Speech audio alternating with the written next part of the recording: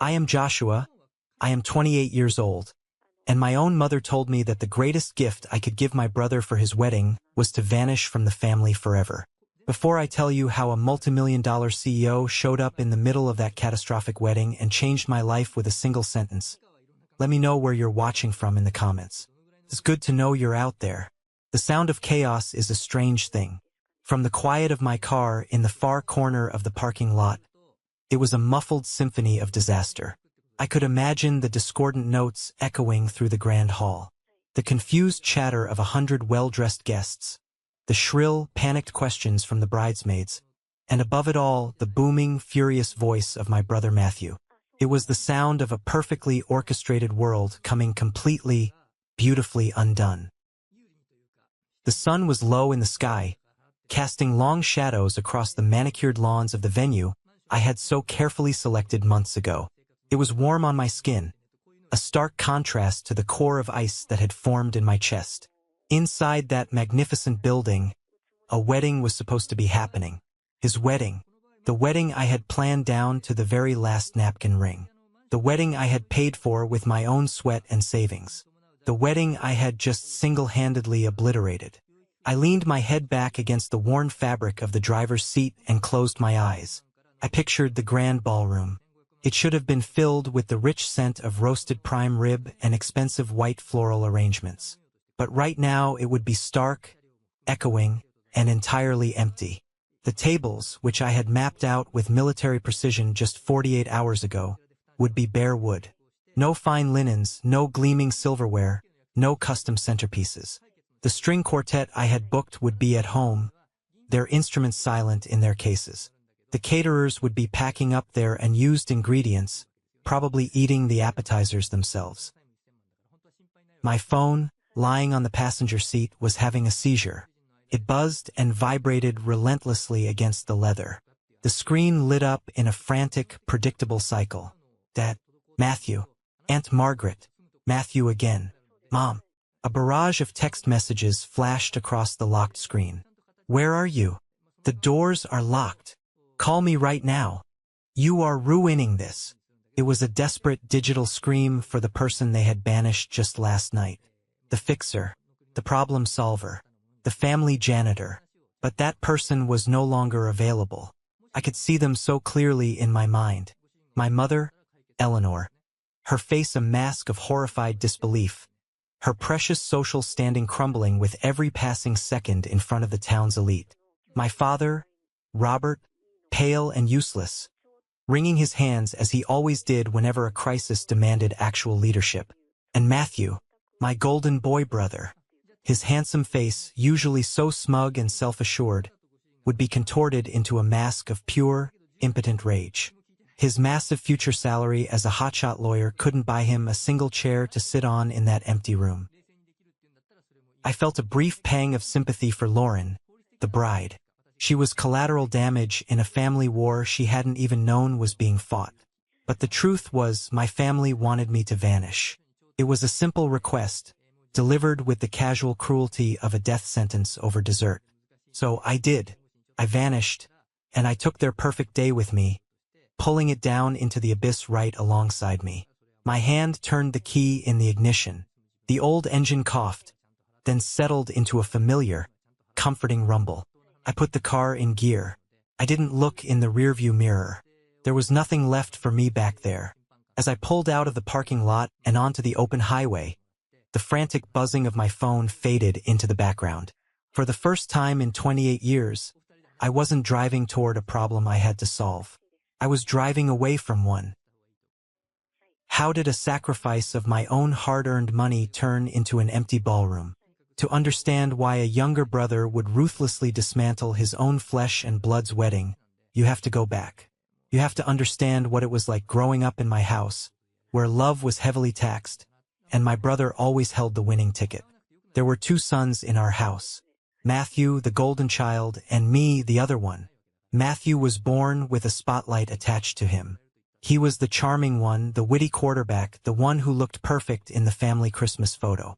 I was the one who made sure the camera had batteries and the lights were plugged in. From as early as I can remember, our roles were carved in stone. When Matthew's brand new bicycle got a flat tire, he threw a tantrum on the front lawn.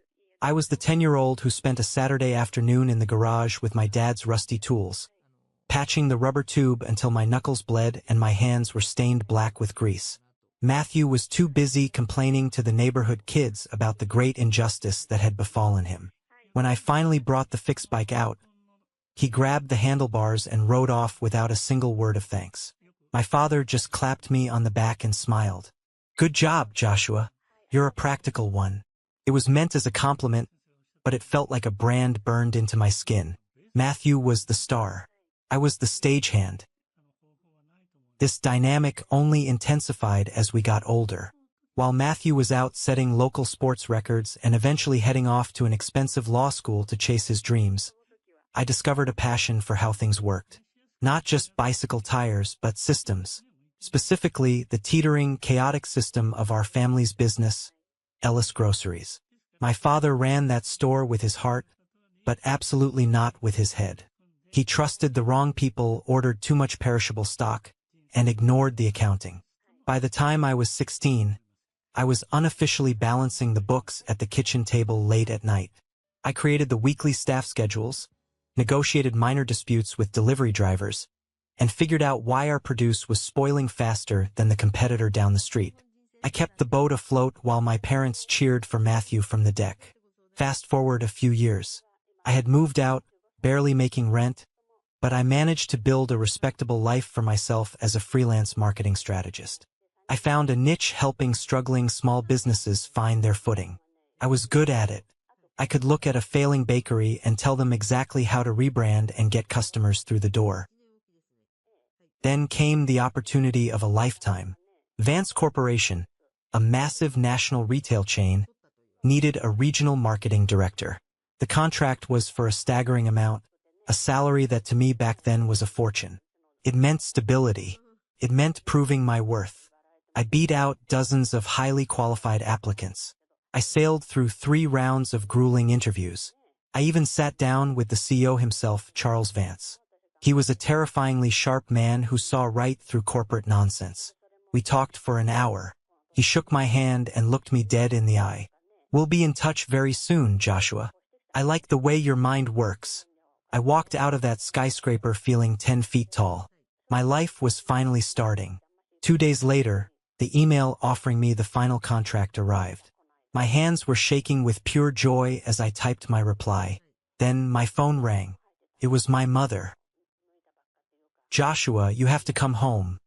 Her voice was a thin, greedy thread of panic. It was the voice she used when the basement flooded or the taxes were due. "Mom, what's wrong? Is Dad okay?" I asked. "He's fine.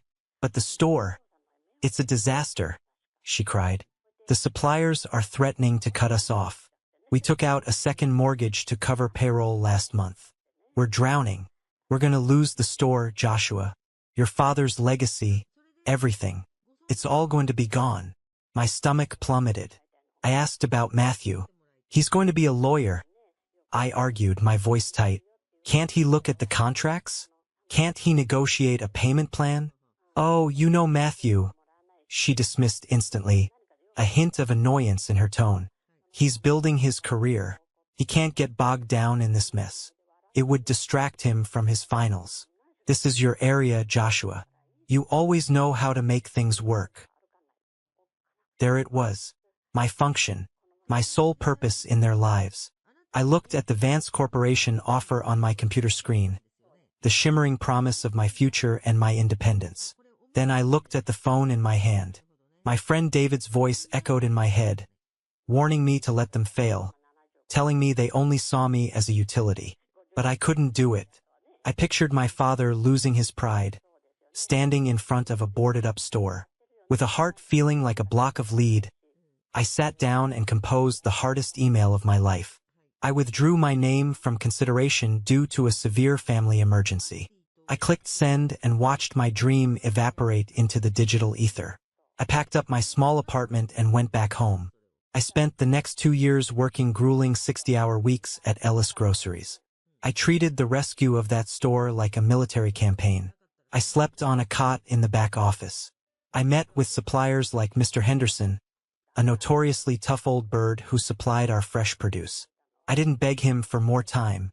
I laid out a clear, aggressive business plan back to solvency. I showed him projected margins and a revamped marketing strategy. He looked at my papers, looked at me, grunted, and said, "Your old man should have handed you the reins 10 years ago. You've got a deal, son. But I'm trusting you, not him." I rebranded the store. I fired lazy employees my dad had kept around out of pity. I ran local ad campaigns. Within 18 months, we paid off all supplier debts.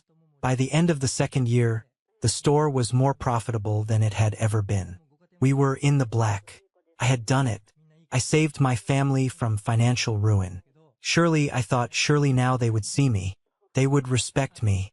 The night of my supposed triumph was a celebratory family dinner. My father bought a prime roast. He stood up at the head of the table, raised a glass of expensive wine, and smiled a wide, proud grin. My heart hammered in my chest. This was it, the moment of recognition. As you all know, the last couple of years have been incredibly hard. My father announced, his voice thick with emotion. But the store is thriving again, and it's time to secure its future. That's why Eleanor and I have decided to officially hand over the management and ownership of Ellis Groceries to Matthew. The air rushed from my lungs. The wine glass in my hand felt suddenly heavy. I stared at him, sure I had misheard. I looked around. My mother was beaming with pride. Aunt Margaret was clapping her hands softly. And Matthew, who had barely set foot in the store in 2 years, looked like a king accepting his rightful crown. "What?" I croaked out. "It's the logical choice, Joshua," my mother said gently, like she was explaining basic math to a slow toddler. "Matthew has the education, the legal background. He sees the big picture. Running a business is about more than just stocking shelves and arguing with farmers." The insult was so profound it left me speechless. Matthew leaned forward, a condescending smirk playing on his lips. He reached over and patted my hand. "You did a good job, Josh. Really. You held down the fort, but it's time for a real professional to take over. Don't worry," he added, as if granting me a massive favor. "You can keep handling the day-to-day operations. You're great at the grunt work." I looked at my father, pleading silently. He just shrugged, looking away. "It's for the best, son. Matthew will elevate the family name." They hadn't just given him the credit. They had completely erased my contribution. I wasn't the architect of our success. I was just the hired help who kept the lights on until the real boss arrived. I thought losing the Vance job was my biggest sacrifice. I was wrong. The real exploitation hadn't even started yet. I think back to that moment, realizing that a funeral for my hopes of having a loving family would have been more appropriate than a celebration dinner. Another year slipped by in a haze of quiet, suffocating resentment. I ran the store, making Matthew look like a business genius while he collected the massive salary and took all the credit in his reports to our parents. Then came the announcement that sent a ripple of excitement through the family. Matthew was engaged. His fiancée, Lauren Vance, was a genuinely sweet, elegant woman from a prominent, wealthy family. Yes, that Vance family. Her father was Charles Vance, the CEO I had walked away from years ago. The irony was thick enough to choke on. Lauren was kind, but she was completely blind to Matthew's arrogant nature. She thought he was a hard-working entrepreneur. Of course, the wedding had to be the social event of the season. My parents saw it as their ultimate victory lap. And in a move of stunning, almost comical predictability, they turned to me to do the heavy lifting. "Joshua, darling," my mother cornered me in the dairy aisle one Tuesday morning. "You simply must plan the wedding. Matthew is far too busy with the firm and the store. You're the only one with the head for details and budgets. It would be such a tremendous help." A sane person would have laughed in her face and walked out. A sane person would have told her to hire a professional planner. But a small, stubborn, hopelessly desperate part of me saw this as a final chance. This wasn't a business. This was a family milestone. If I could execute this flawlessly, if I gave them the perfect day, maybe they would finally acknowledge me. I said yes. I approached the task like a corporate merger. I created massive spreadsheets. I researched venues, caterers, and florists with the tenacity of a detective. I sat down with Matthew and Lauren to look at their vision. The budget my parents magnanimously offered was $15,000. It was generous, but not nearly enough for the extravagant statement wedding Matthew had in his head. The initial quotes were coming in closer to $30,000. When I presented this reality to them, Matthew scoffed loudly. "Well, figure it out, Josh," he demanded, rolling his eyes. "Cut corners somewhere. You're the numbers guy." In a moment of utter self-destructive insanity, I made a fatal error. "I'll cover the difference," I heard myself say. "I have some savings. I'll put in $10,000. Consider it my wedding gift." Matthew's face lit up. He clapped my shoulder hard. "See? I knew you'd handle it, little brother. You always do." That $10,000 was my escape fund. It was the college fund I had repurposed to eventually move out of state and rebuild my life. And I was lighting it on fire for the brother who stole my career. I worked miracles. I found a breathtaking historic manor that had a last-minute cancellation. I negotiated a brilliant package deal with a caterer. I found a fantastic local band. I had it all locked down. A champagne wedding on a beer budget. When I presented the final plan, everyone was thrilled. For a brief 4 days there was peace. Then came Aunt Margaret. She came over for Sunday dinner, listened to my meticulous plans, and pursed her lips in that familiar, judgmental way. "A local band?" she said, her voice dripping with condescension as she sipped her wine. "Oh, Eleanor, no. That's a bit quaint. For a man of Matthew's professional standing, marrying into the Vance family, you need something more sophisticated. A string quartet. So much more class." I saw the flicker of greed in Matthew's eyes. "A string quartet does sound pretty amazing," he mused. "The band is already booked and the deposit is paid," I said, keeping my voice level, though my jaw tightened. "A string quartet of that caliber would cost at least $5,000. It's not in the budget." "Oh, Joshua, don't be such a stick in the mud," my mother chided instantly, waving her hand. "This is his wedding day. A little extra elegance is worth it. Just make it work."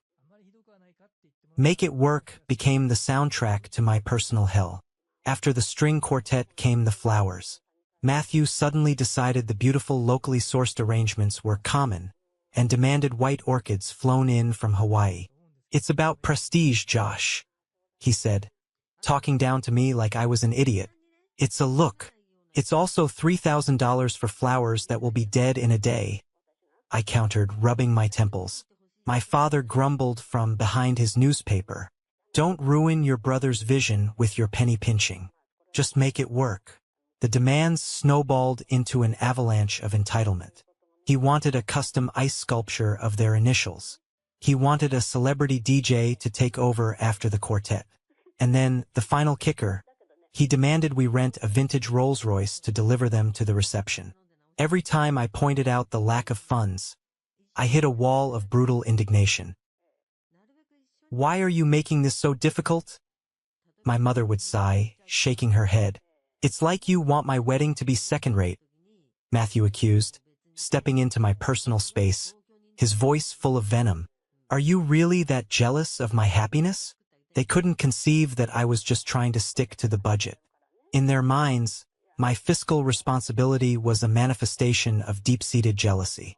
The $10,000 from my savings was entirely gone, vaporized on non-refundable deposits for things we didn't need.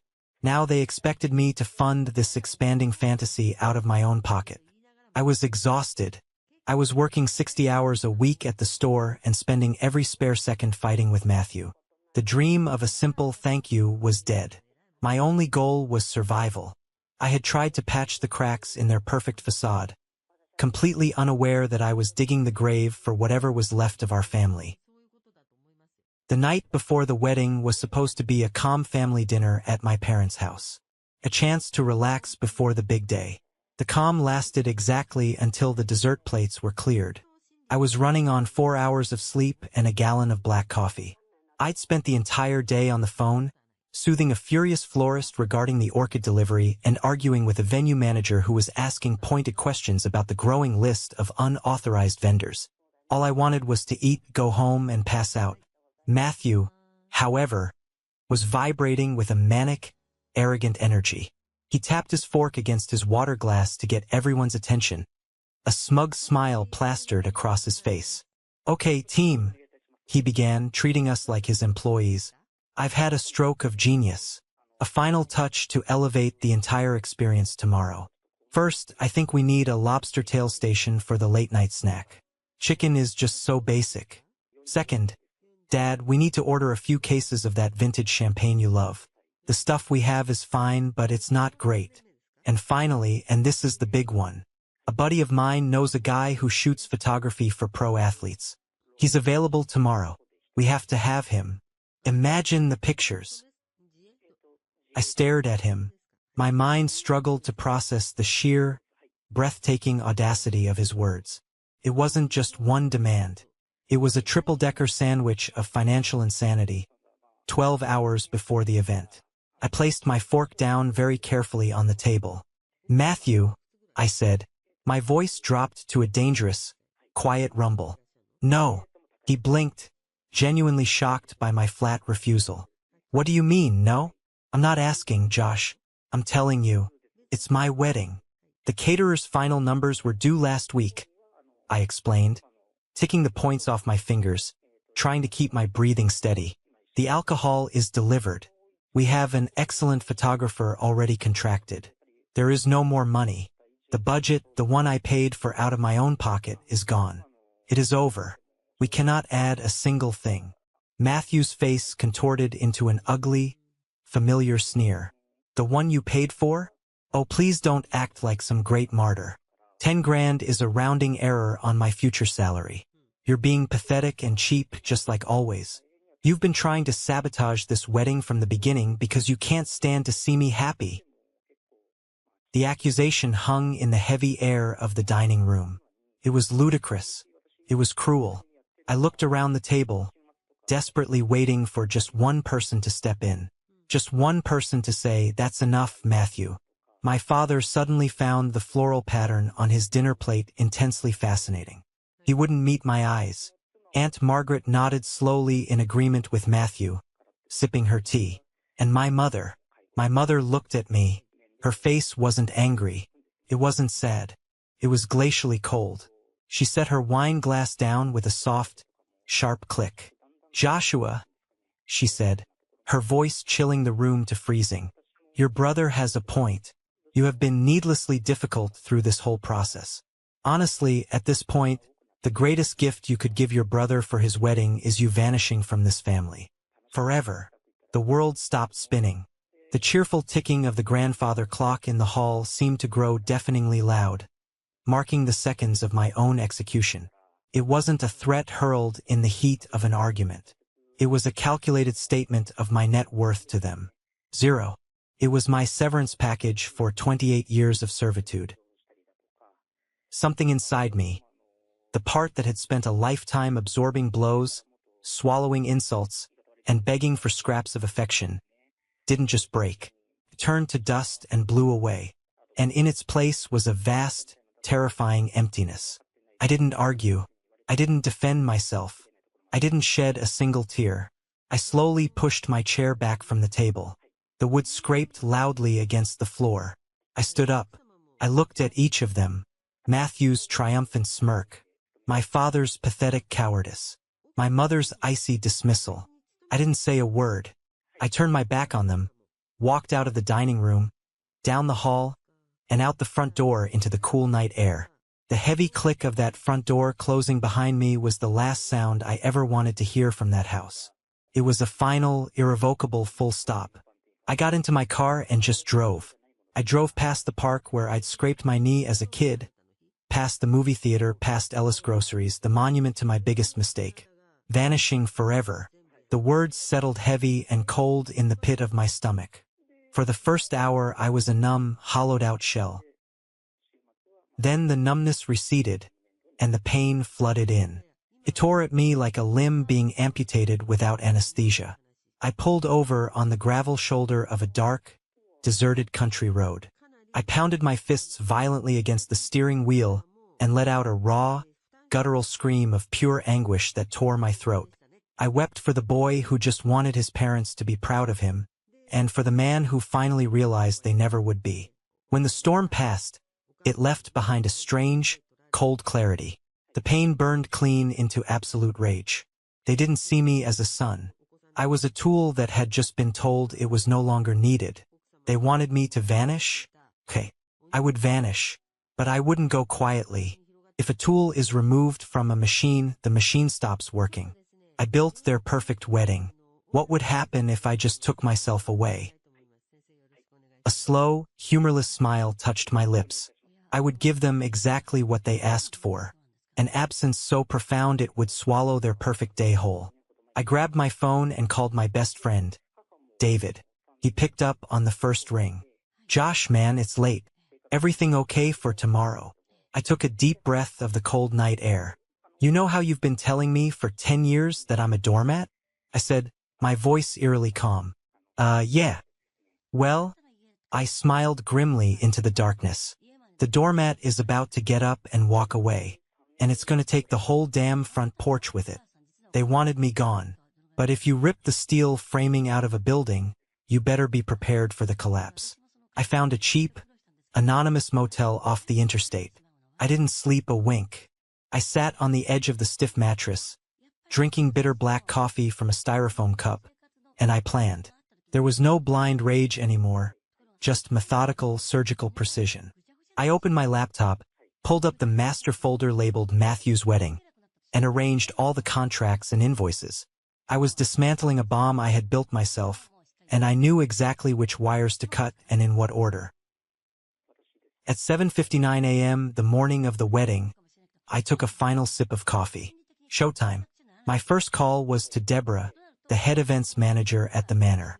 She answered brightly. Erie Grand Manor, Deborah speaking. Josh, the man of the hour. Deborah, good morning, I said, my voice completely level. There's been a significant change of plan. I'm calling to inform you that the Ellis Vance wedding scheduled for today has been canceled. The silence on the line was absolute. I could hear her breathing. I'm sorry, she finally squeaked. Canceled? Josh, it's 8 in the morning. The wedding is in 6 hours. My staff is already setting up tables. I understand the inconvenience, Deborah. It is an unforeseen family emergency. As per Section 7B of the contract, I am authorizing the forfeit of the full deposit. Please consider this my formal and final notification. But the bride? The groom? Shouldn't I speak with your parents? She stammered, clearly panicking. No, I cut her off firmly. You will not. The contract is strictly in my name. The deposit was paid from my personal bank account. The decision is mine alone. The event is canceled. Thank you for your time.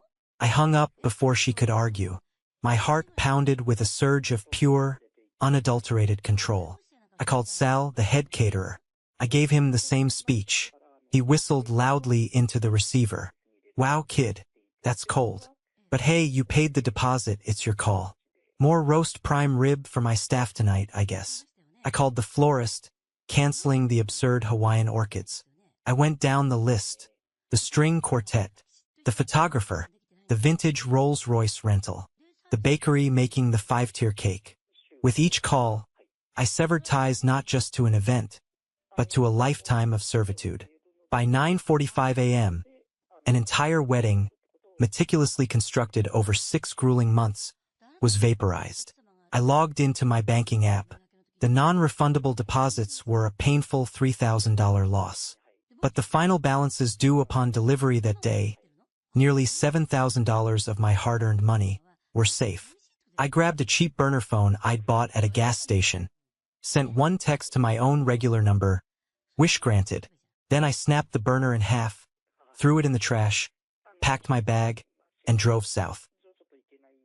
The explosion at Ground Zero happened at precisely 11:02 a.m. My mother, Eleanor, swept into the grand ballroom of the manor, fully dressed in her extravagant mother of the groom gown, expecting a flurry of caterers and florists bowing to her. She was met with a hollow, echoing cavern. Tables stacked against the wall, chairs piled high, the floor completely bare. Not a single orchid in sight. She marched into Deborah's office, her heels clicking furiously on the hardwood. "Deborah, what on earth is going on? Where is everyone?" Deborah looked up from her desk, her eyes wide with a mix of pity and fear. "Mrs. Ellis, I received a call this morning from your son, Joshua. He canceled the entire event. He cited the contract. When my father and Matthew arrived at noon, they found my mother pacing frantically in an empty room, in a full-blown hyperventilating panic." "What's going on?" Matthew demanded, his arrogant smile vanishing instantly. "It's Josh," my father said numbly, holding his phone. He'd just spoken to Sal the caterer. "He did this. He called every single vendor and canceled. Kept the deposits. The wedding is off." Matthew let out a primal, echoing roar of rage. "That insignificant little worm. How dare he? I'll ruin him. I'll sue him for everything he has. He doesn't have a job to lose, and you're the lawyer, not him." My father reminded him helplessly. By 2 p.m., guests began arriving to a scene of utter humiliation.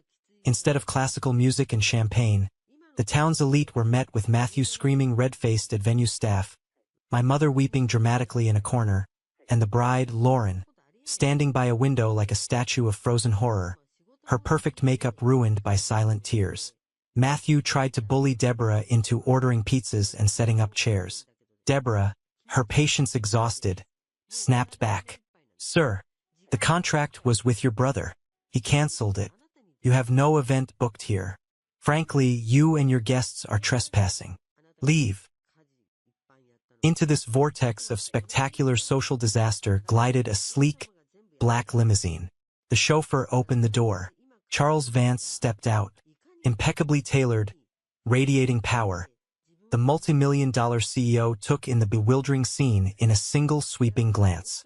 "Lauren," Charles Vance's voice cut through the noise like a shard of ice. "Explain to me what in the hell is going on." Lauren collapsed into his arms, sobbing uncontrollably. Matthew, seeing a powerful ally, immediately rushed over, shifting into his victim persona. "Mr. Vance, thank God you're here. This is my brother's doing. He's deeply unstable, sir. Consumed by jealousy. He did this to sabotage me and embarrass our family." My father chimed in. "It's true, Charles. The boy has always been difficult. We'll handle him." Charles Vance held his daughter gently, his unblinking gaze fixed on my parents. He let the silence stretch. "What was the fight about?" he asked softly. Lauren took a shaky breath. "It was about money. Matthew wanted more expensive things. Josh said he couldn't afford it, that he'd already spent $10,000 of his own money. Then, his mother told him the greatest gift he could give Matthew was to vanish from the family forever." The ugly words sucked the air out of the room. Charles Vance's expression hardened into pure disgust. He looked at Matthew, then at my parents. A look of dawning recognition crossed his face. "Joshua," he said slowly, testing the name. "Joshua Ellis. I know that name." He turned his full, terrifying attention to my father. "Robert, do you have any idea who your other son really is?" My father looked bewildered. He helps out at our grocery store." Charles let out a sharp bark of contemptuous laughter. "No. Your son Joshua is the marketing prodigy who nearly landed a major regional contract with my company years ago. I interviewed him myself. He withdrew at the last minute because of a family emergency. I see now what that emergency was. He came home to save your asses." He stepped forward, his voice dropping to a dangerous rumble. "You had a racehorse in your stable, and you treated it like a plow mule. You were so blinded by the cheap shine of this one," he gestured dismissively at Matthew, "that you couldn't see the pure gold standing right next to you." Charles Vance delivered the final execution. "I am going to find your son, and when I do, I'm going to offer him a senior role in my company with a salary that will make his brother look like a joke. I'll give him the career and respect you were too ignorant to provide." He looked at Matthew with chilling finality. "Congratulations, son. You got your wish. Your brother has vanished. And in doing so, he exposed you all for the pathetic fools you truly are." The fallout from Charles Vance's verbal detonation was absolute. He didn't wait for apologies or excuses. He wrapped a protective arm around Lauren and guided her toward the exit. As they passed a bare wooden table, Lauren paused. With a quiet, deliberate movement, she twisted the massive diamond engagement ring off her finger and left it on the polished wood. It glittered under the chandeliers, a lonely monument to a divorce that happened before the marriage even began. The departure of the Vances pulled the plug on the entire charade. The remaining guests, armed with the juiciest gossip of the decade, fled the manor as if escaping a burning building. Left alone in the echoing hall, my mother collapsed into a chair, sobbing loudly. My father looked shrunken, the color of ash. Matthew, entirely humiliated, shrieked, kicked a decorative urn to pieces, and swore he would destroy me. Later that night, fueled by whiskey and delusion, Matthew made his final, fatal mistake. He logged onto the town's community web forum, a place usually for bake sales, and unleashed a massive post, playing the victim. He painted me as a mentally ill monster who destroyed his wedding out of bitter jealousy. For about an hour, he got sympathy. Then, the bridesmaids and the guests logged on. One bridesmaid posted a detailed account of the dinner fight, quoting my mother's vanishing comment verbatim. Another guest commented, "I was there. I heard what CEO Vance said. Josh saved their business and they treated him like dirt." The floodgates opened. Former grocery store employees, neighbors, and classmates poured in, sharing stories of my grueling hours and Matthew's arrogant entitlement. Matthew hadn't just started a fire. He had thrown gasoline on his own reputation. The Ellis family name became radioactive overnight. Hundreds of miles south, in a nondescript motel room in North Carolina, I was blissfully unaware of the digital firestorm. I had spent the day driving, the highway humming a lullaby to my frayed nerves. I felt a clean exhaustion, the weight of my old life miles behind me in the rearview mirror. I finally turned on my phone. Notifications exploded. I bypassed the dozens of angry texts from my family and saw a message from David. "Holy crap, dude. Check the town forum. You're a folk hero. Call me." I pulled up the website and watched my family's public execution in real time. My private pain was public knowledge, and for the first time in my life, people were taking my side. Then, I saw a voicemail from an unknown number. I pressed play. "Joshua, this is Charles Vance. David provided your number. I meant what I said today. I have a business proposal I would very much like to discuss with you. Call me." The voice radiated authority. It was the sound of a different world, a real promotion, a real future. As I stared at the screen, another call came in. Caller ID, Dad. A part of me needed to hear what he would say now that his world was ashes. I answered, "Joshua, thank God." His voice was thin, defeated. "Where are you? You've made your point, but this has gone too far. You need to come home now. We have to do damage control. You can release a statement, say you had a breakdown. We can fix this." The unmitigated gall left me breathless. His first instinct was still to use me to fix the mess he created. "Fix this." I let out a cold laugh. "There is no we. You made that clear last night. Don't be dramatic, Joshua. It's about the family name, the inheritance." He stammered, realizing how pathetic he sounded. "The family name is your problem now." My voice was hard as steel. "The inheritance is gone, isn't it? And so am I. You told me to vanish. I'm taking your advice. This is the last time you will ever speak to me." "Joshua, wait. Don't you dare." I pressed the red icon. I hung up. With a sense of quiet ceremony, I blocked his number. Then my mother's. Then Matthew's. Aunt Margaret's. The digital massacre was complete. The lines were cut. The storm back home was tearing the Ellis name apart. But out here, looking out the motel window, my sky was just beginning to clear. The phone call with Charles Vance changed the entire trajectory of my life. He didn't just offer me a job. He threw me a lifeline when I was drowning in the wreckage of my own family. 2 days after I drove away from that catastrophic non-wedding, I was on a commercial flight to Charlotte, North Carolina, for an in-person meeting. I walked into the Vance Corporation headquarters, a gleaming, intimidating tower of glass and steel, feeling like an absolute imposter. My suit was off the rack, and my resume was heavily anchored by a bankrupt grocery store. But Charles Vance didn't treat me like a charity case. He treated me like a valued colleague. He remembered the exact details of the marketing proposal I had pitched him years ago. "You had an instinct for the heart of a business, Joshua," he told me, sitting across from me in his massive corner office that overlooked the sprawling city skyline. "It's a rare gift. I want that gift here." He made me an offer that made my head spin. He wanted me as the senior marketing strategist for the entire Southeast region. The salary attached to the offer was staggering. It was more than my father had made in his absolute best year running the grocery store. It came with full corporate benefits, a generous relocation package, and most importantly, a chance to start completely over. I accepted on the spot. Asheville, where the regional office was located, became my new home. It was a city alive with a creative, vibrant energy that felt a million miles away from the stagnant, judgmental fishbowl of my hometown in Erie. The mountains that surrounded the city became my sanctuary. For the first time in my entire life, I felt like I could actually breathe the air without apologizing for taking up space. Work became my salvation. I poured all the manic energy I had once spent managing my family's endless drama into my new career. I was surrounded by smart, ambitious people who challenged my ideas and respected my input. I wasn't Matthew's little brother anymore. I wasn't the family janitor.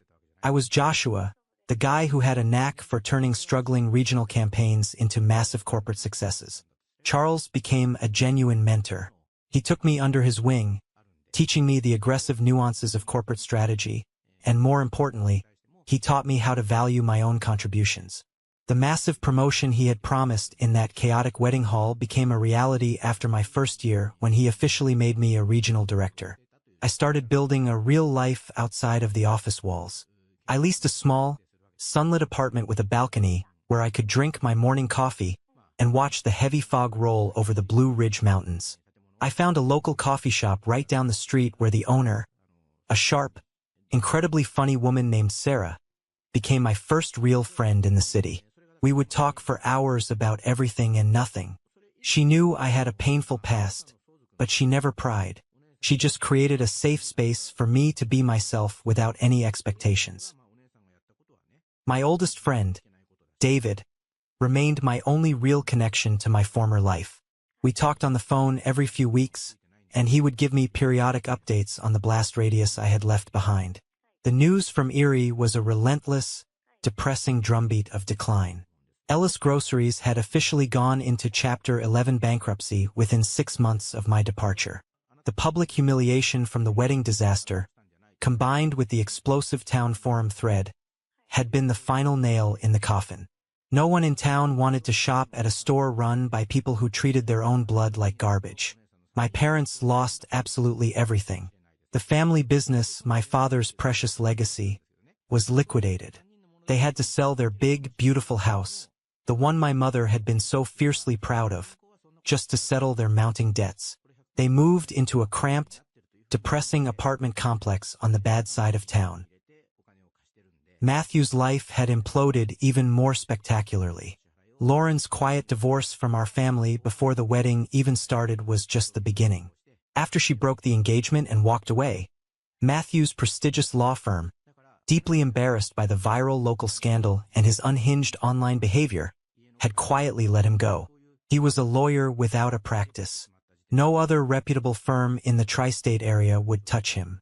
If Matthew and Lauren had actually married, I can only imagine the bitter divorce and brutal custody battles over their assets, given his entitlement. But he didn't even get that far. The last David had heard, Matthew was working the cash register at a local hardware store. He was a bitter, angry shell of the golden boy he had once been. Hearing this news didn't bring me the wicked satisfaction I thought it might. There was no joy in their misery.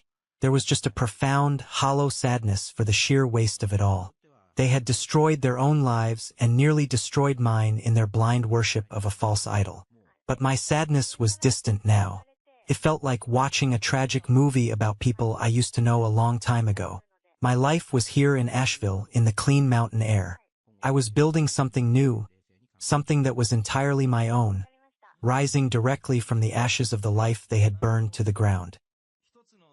Just as I began to feel truly settled, truly free, a piece of the past found its way to my new address.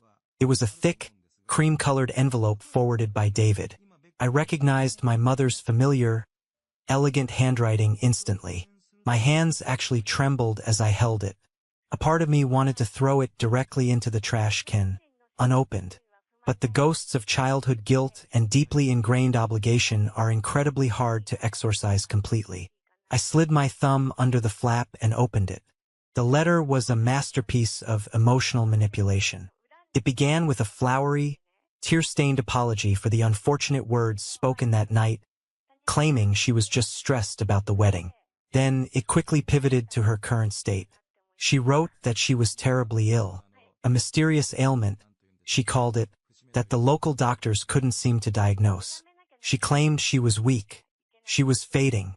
She spent most of her days confined to her bed.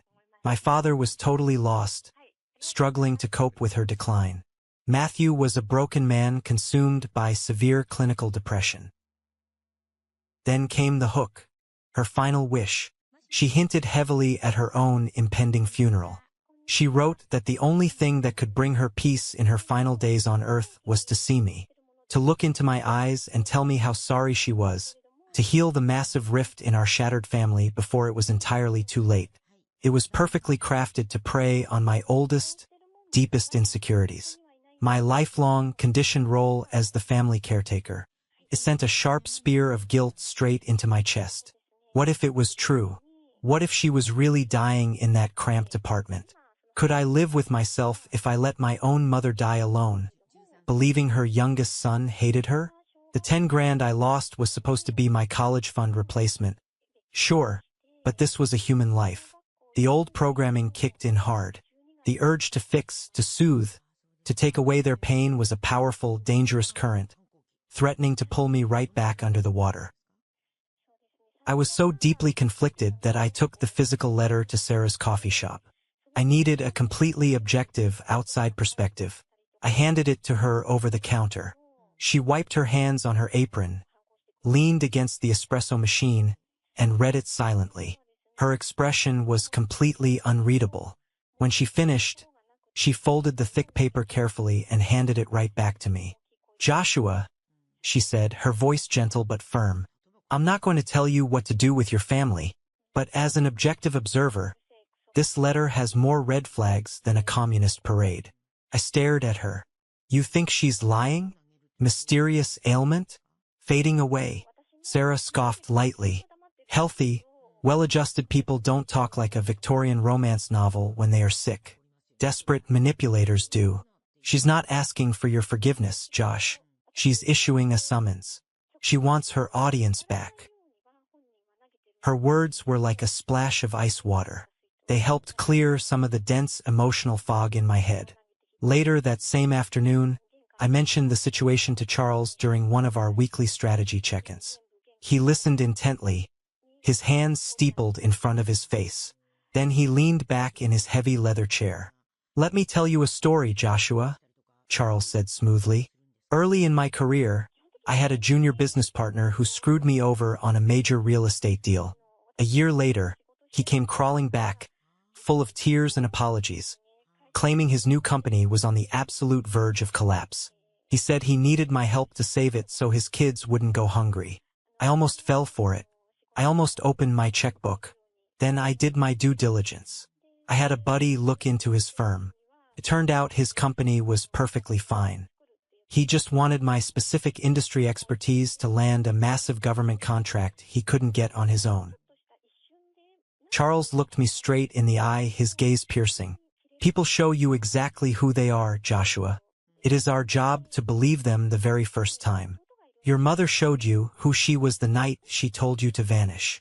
The final piece of the puzzle, the one that completely obliterated any lingering shadow of doubt or guilt, arrived in my email inbox late that very night. It was an email from Lauren Vance. We had exchanged a few polite, brief messages over the past 2 years, mostly holiday greetings, but this one was entirely different. The subject line was simply, "You need to see this. Hi Joshua," she wrote. "I hope you're doing incredibly well in Asheville. I heard through a mutual family acquaintance back in Erie that your mother might be reaching out to you. I feel like you deserve to know the absolute truth before you make any decisions. I had lunch with my aunt last week, who happens to be in the same local book club as your mother. According to her, your mother is in perfect, radiant health. She's not sick at all, but she is absolutely miserable because she's been completely ostracized from her elite social circle. She's desperate to create a public story of a grand family reconciliation to try and salvage her ruined reputation." I read the paragraph twice, my jaw tightening. Sarah was right. It was a complete fabrication. But the email didn't stop there. Also, Lauren continued, "My father's corporate lawyer came across something during the initial financial fallout and background checks after the wedding was canceled. He thought you should have it. He said it might be useful if there were ever any lingering legal or financial ties regarding your family business, or any future inheritance disputes." I'm so sorry, Josh. Attached to the bottom of the email was a massive PDF file. I clicked it open. It was a collection of detailed bank statements and accounting ledgers from the Ellis Groceries business account, dating back 5 full years. I scrolled through the pages, my eyes scanning the highlighted rows. They clearly showed a distinct, undeniable pattern of systematic embezzlement. Dozens of large, round-number cash withdrawals, unauthorized wire transfers to private accounts, and massive credit card payoffs. All of them signed and authorized by Matthew Ellis. He had been siphoning thousands upon thousands of dollars from the grocery store for years to fund his expensive suits, his lavish vacations, and his pathetic illusion of being a wealthy, successful lawyer. The financial crisis that had nearly destroyed my family, the bankruptcy that forced me to turn down my dream job at Vance Corporation the first time around, it wasn't just a result of my father's poor management or bad luck with suppliers. It was felony theft. Matthew had bled the store dry, and my parents had known. Looking at the dates of the transfers, they aligned perfectly with the timeline of when the store almost went under. They knew Matthew stole the money. They covered for him to protect his precious legal career. And then they called me home, playing the desperate victims, so I could unknowingly clean up the financial evidence, work myself to the bone, and bail out their golden boy criminal. I sat alone in my living room, staring at the bright computer screen, looking at the black and white proof of their ultimate betrayal. It was so much worse, so much more sinister than I had ever imagined. The letter sitting on my coffee table wasn't a plea for a dying mother's forgiveness. It was an accessory to a crime. They didn't miss their son. They missed their shield. They missed their human ATM. I stood up, walked over to the coffee table, and picked up the thick cream envelope. I walked into my home office, turned on my heavy-duty paper shredder, and fed the letter directly into the slot. I stood there and listened to the whining metal blades violently tear my mother's lies into 1,000 meaningless, irrecoverable pieces. The last ghost of my past had finally been laid to rest. It has been exactly 2 years now since that fateful morning at the motel. My life in Asheville feels like the only real life I have ever lived.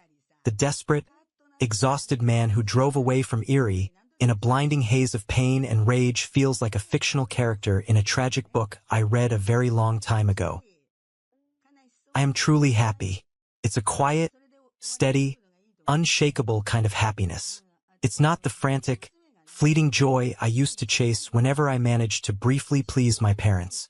It's the deep, resonant peace that comes from building a life on a solid foundation of self-respect, instead of the sinking quicksand of seeking other people's approval. My work at Vance Corporation continues to be incredibly challenging and rewarding. Charles Vance has become much more than a boss. He's a mentor and a true friend who believed in my potential when my own blood treated me like dirt.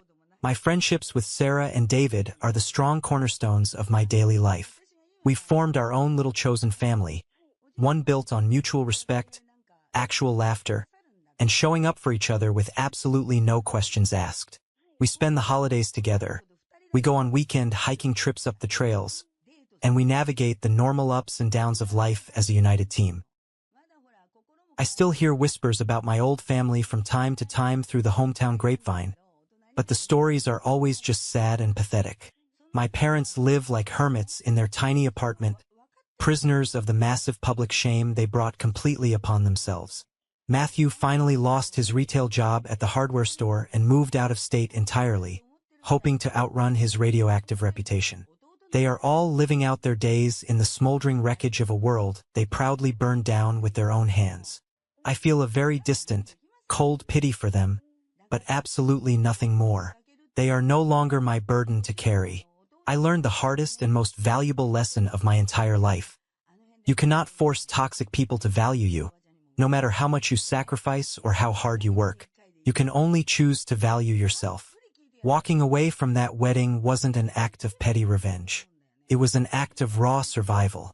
Vanishing from their lives was the only possible way I could finally become visible to myself.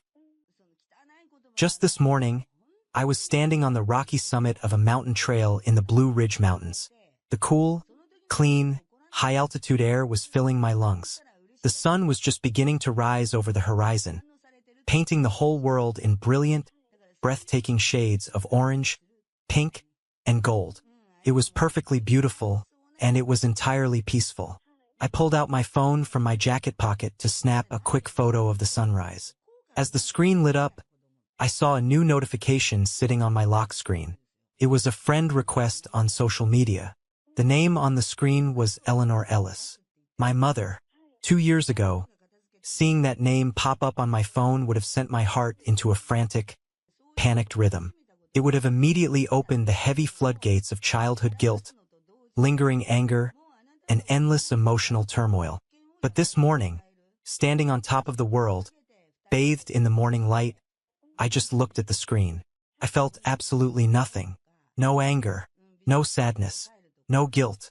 I saw the notification for exactly what it was. It was just a ghost knocking on a door that was no longer there. It was a final, desperate, pathetic attempt to pull me back into a miserable story that had already ended a long time ago.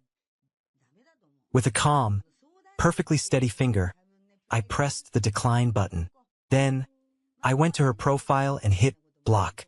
I slipped my phone back into my pocket, took a deep, refreshing breath of the crisp mountain air, and watched the rest of the sunrise. The sky was vast, bright, and open, and for the very first time in my life, the horizon was all mine.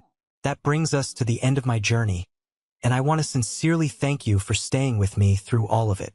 Looking back at everything that happened, the biggest lesson I learned is about the reality of toxic environments and the sunk cost fallacy of family. Society conditions us to believe that blood is thicker than water, that we owe our families our endless loyalty, even when they treat us like a disposable resource. We drain our bank accounts, our emotional reserves, and our very sanity trying to fix people who do not want to be fixed, only to realize we are destroying ourselves in the process. The truth is, setting an absolute boundary is not an act of cruelty. It is an act of self-preservation. You cannot heal in the exact same environment that made you sick. Sometimes the most loving thing you can do for yourself is to pack your bags, walk out the door, and let the people who take you for granted face the consequences of their own actions.